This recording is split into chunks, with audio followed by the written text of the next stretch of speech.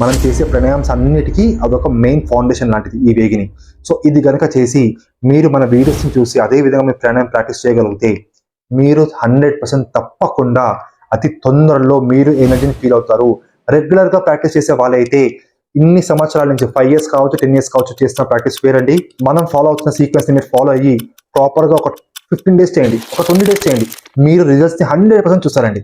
So ఈ ఒక వేగిని ప్రాక్టీస్ని ప్రాపర్గా కనుక ప్రాక్టీస్ చేయగలిగితే మన బాడీలో ఉన్న నాడులన్నింటినీ ప్రాపర్గా మనం క్లెన్సింగ్ చేసుకోవచ్చు అండి. అదేవిధంగా మన ఒక నర్వస్ సిస్టమ్కి ఒక రీస్టార్ట్ బటన్ లాంటిదండి ఈ వేగిని.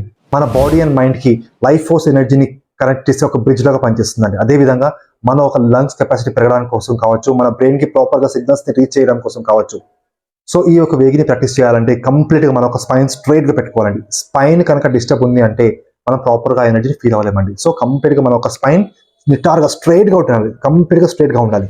అండ్ అరచేతుల్ని ఆకాశం వైపు పెట్టి తిప్పి రిలాక్స్గా కూర్చోవాలండి. మనం నార్మల్గా మనం చేసే ప్రాక్టీస్ అన్నింటిలో కూడా ఫాస్ట్గా చేసేది భస్త్రికా ప్రాణాయామం అండి. అండ్ భస్త్రికా ప్రాణాయామం సేమ్ అదే విధంగా చేస్తామండి, కానీ దానికన్నా ఒక 3 రెట్లు వేగంగా చేసేది వేగిని అండి. ఈ యొక్క ప్రాక్టీస్ పేరే వేగిని చెప్పాను కదా. సో ఫర్ ఎగ్జాంపుల్ నేను మీకు ఒక రౌండ్ చేసి చూపిస్తానండి. మీరు ఫర్ ఎగ్జాంపుల్ ఒక 12 seconds చేస్తున్నారు అనుకోండి.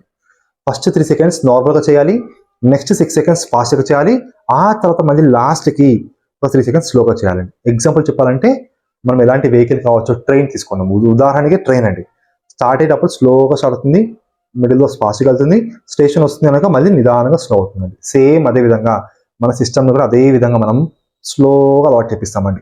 స్టార్టింగ్ చాలా స్లోగా స్టార్ట్ చేస్తాము, ఒక 3 seconds తర్వాత వేగంగా చేస్తాము, దాని తర్వాత మళ్ళీ నిదానంగా స్లోగా చేసి రిలాక్స్ అయిపోతామండి.